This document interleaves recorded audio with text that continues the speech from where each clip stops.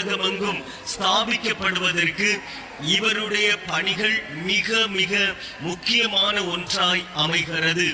தன்னுடைய 29வது வயதிலே யூத மத வைராக்கியத்தினால் வீடுகள் தோறும் புருஷர்களையும் ஸ்திரீகளையும் சிறைப்படுத்தி சபைகளை பாழாக்கி கொண்டிருந்த ஒரு செயலை இது பவுலாகிய சவுல் செய்து கொண்டிருந்தார்.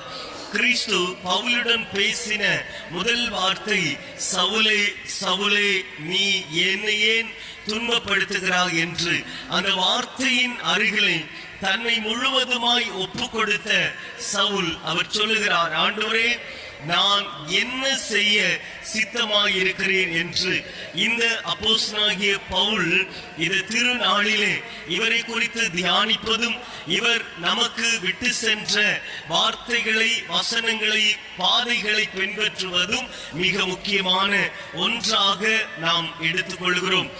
கிபி 5ஆம் ஆண்டிலே கிறிஸ்துவ பிறப்பிற்கு பின் 5லே இந்த பவுல் அப்போஸ்தலன் பிறந்தார். ரோம பிரஜையாகவும் யூத பெற்றோருக்கும் எபிரேய பெயர் கொண்ட இந்த சவுல் பிறந்தார் என்று சொல்லி பார்க்கிறோம். சவுல் என்ற பெயர் சிறியவன் என்று அர்த்தம். எனவே இவர் இந்த எபிரேய பெயரை விடுத்து அவர் கிரேக்க பெயரிலே அழைக்கப்பட்டார் என்று நாம் பார்க்கிறோம். மாறாக நம்மில் அநேகர் சவுலாக இருந்த பவுல் அவர் பவுலாக மாறிவிட்டார் என்பது தவறான ஒரு காரியம்.